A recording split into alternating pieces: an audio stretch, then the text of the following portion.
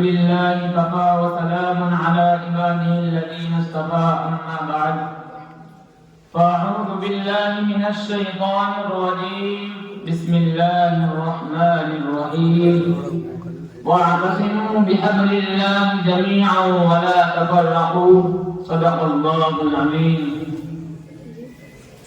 آجا کے تکلف کا کوئی کام نہیں ہے، آجا کے تکلف کا کوئی کام نہیں ہے، سب خاص ہے، محفل میں کوئی عام نہیں ہے.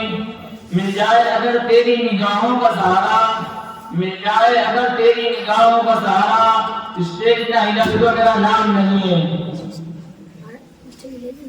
قابل قدر صدر محترم بہر علموں کے 13 اساتذہ اکرام اور کاروان علم نبوت کے چمکتے ستاروں، آج اس بزم نور محمدی میں آپ حضرات کے سامنے خستہ امت مسلمہ ارتداد کے دہانے پر کے موضوع پر حاضر اللسان ہوں، قاصد البیاں ہوں اور آپ حضرات سے توجہ اور ہمت افزائی کا دامن وابستہ کیے ہوں.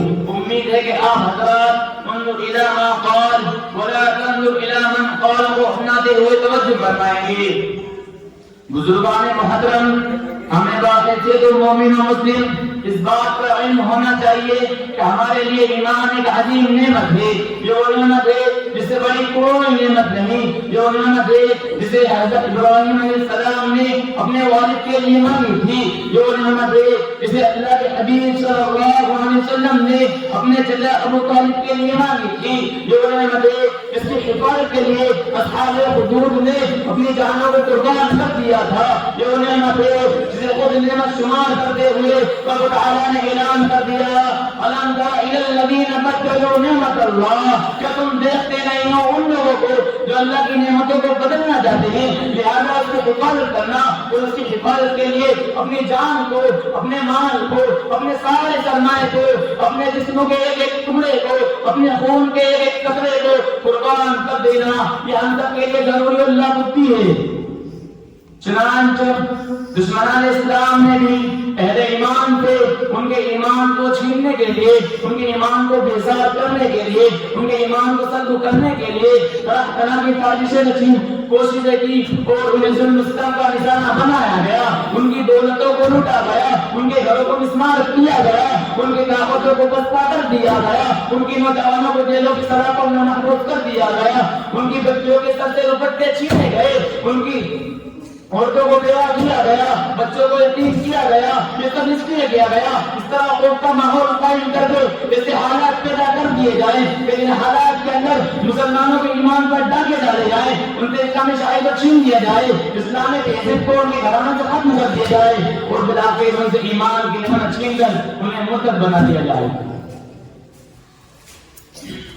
ملت کے باشعور اور پرعزم نوجوانوں اور دین حنیف کے علم بازاروں، قرآن کریم میں بھی اللہ تعالیٰ نے ان کی سازشوں کو اور ان کے دشمنی کے مقصد کو بیان کرتے ہوئے ارشاد فرمایا وَلَا يَزَالُونَ يُقَاتِلُونَكُمْ حَتَّى يَرُدُّوكُمْ عَنْ دِينِكُمْ إِنِ اسْتَطَاعُوا. یہ کافر ہمیشہ لڑتے رہیں گے، اگر ان کا بس چلے گا تو تم کو بھی کافر بنا دیں گے. ایک جگہ ارشاد فرمایا وَدُّوا لَوْ تَكْفُرُونَ كَمَا كَفَرُوا فَتَكُونُونَ سَوَاءً. ان کی خواہش ہے کہ تم بھی کافر ہو جاؤ جیسا کہ یہ بھی کافر ہے تاکہ تم سب برابر ہو جاؤ. ایک جگہ یہود و نصارہ کے بارے میں ارشاد فرمایا وَلَن تَرْضَىٰ عَنكَ الْيَهُودُ وَلَا النَّصَارَىٰ حَتَّىٰ تَتَّبِعَ مِلَّتَهُمْ. یہود و نصارہ ہر کے ساتھ خوش نہیں ہوں گے، راضی نہیں ہوں گے یہاں تک کہ آپ ان کے دین کو پھیر نہیں لگے. ایک جگہ صاف صاف بتایا گیا وَمَا نَقَمُوا مِنْهُمْ إِلَّا أَن يُؤْمِنُوا بِاللَّهِ الْعَزِيزِ الْحَمِيدِ. کہ تم کو تکلیف کس میں پہنچائی جاتی ہے؟ تم اللہ رب العزت کا کرنا پڑنے والے ہو. عزیزان گرامی، آج بھی مسلمانوں کو اسلام اور ایمان سے دور کرنے کے لیے اور ارتداد کا شکار کرنے کے لیے طرح طرح کی کوششیں کی جا رہی ہیں. کئی تو اسلامی تعلیمات پر بے جا اعتراضات کر کے مسلمانوں کی اذہان میں شبہوں و شبہات پیدا کرنے کی کوششیں کی جا رہی ہیں. کئی ان کے سامنے حسینہ کو پیش کر کے ان کی خواہشات کو برانگیختہ کیا جا رہا ہے اور اس کا ناجائز فائدہ اٹھایا جا رہا ہے. تو کہیں اسکول کے تعلیم نظام میں ایسے مضامین پیوست کیے جا رہے ہیں جنہیں پڑھ کر مسلم بچے کو ارتداد کے دھانے پر پہنچ رہے ہیں. اب اتنا ہی نہیں، ہمارے ہماری بہن بیٹیوں معصوم بچوں کے ایمان کو چھیننے کے لیے انہیں محبت کی جال میں پھنسایا جا رہا ہے، جس کے نتیجے میں وہ گلا گھسلا کر، لالچ دے کر، پیار محبت کی جال میں پھنسا کر طرح طرح کے حداں میں اپنا کر مسلم بچوں سے شادی کر رہے ہیں اور اپنے آقاؤں سے داد و تحسین اور انعام اکرام حاصل کر رہے ہیں۔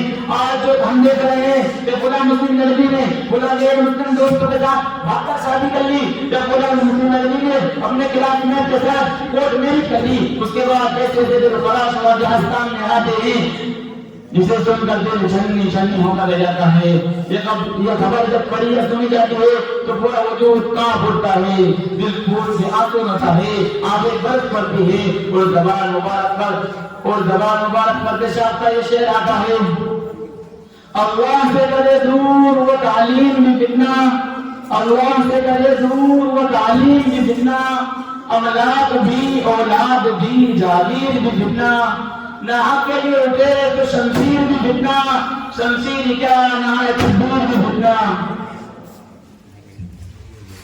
اے ملت غیور نوجوانوں، کیا تمہیں اپنے اکابر اسلاف کی تاریخ یاد نہیں، جنہوں نے ایک دور کی عزت و عظمت کے خاطر پوری سلطنتوں کو دیوبالا کر دیا تھا؟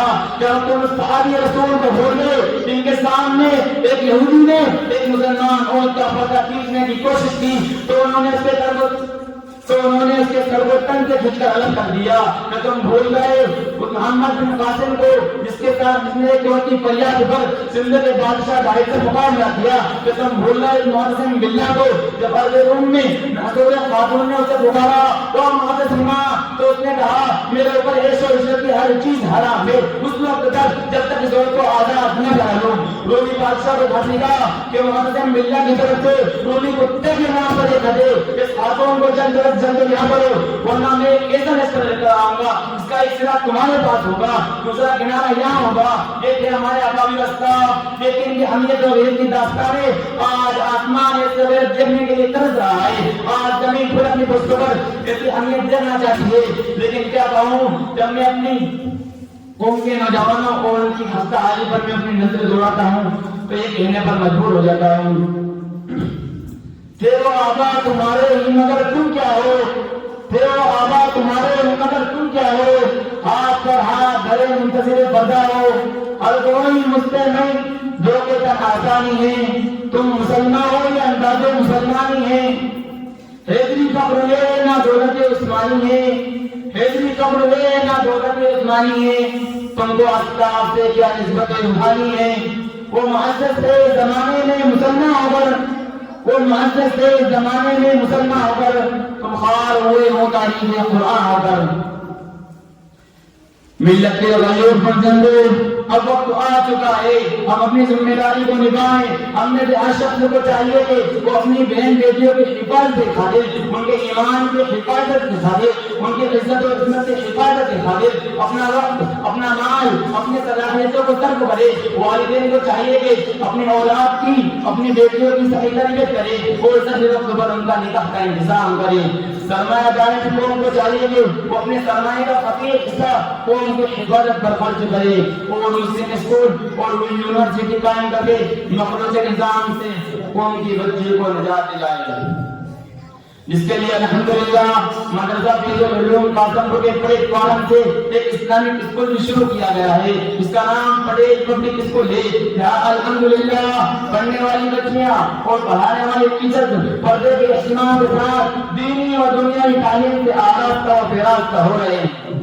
قائدان قوم و ملت اور خطبہ اسلام کو چاہیے کہ تحفظ ایمان کی ایک ایسی تحریم قائم کرے جس کے نتیجے میں ملک کا کونا کونا، گوشہ گوشہ، بلکہ ایک ایک گھر نور ایمان سے منور و روشن ہو جائے۔ اور یاد رکھنا، جب نور ایمان روشن ہو جائے تو ایک ایسی روشنی ہے جو کفر و ارتداد کی ساری تاریخوں کو مٹا کر رکھ دیتی ہے۔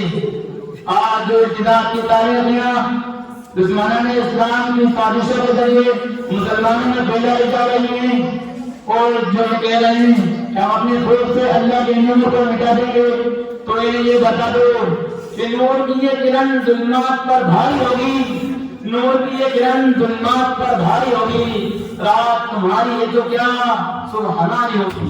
وآخر دعوانا الحمدللہ رب العالمین۔ ماشاءاللہ۔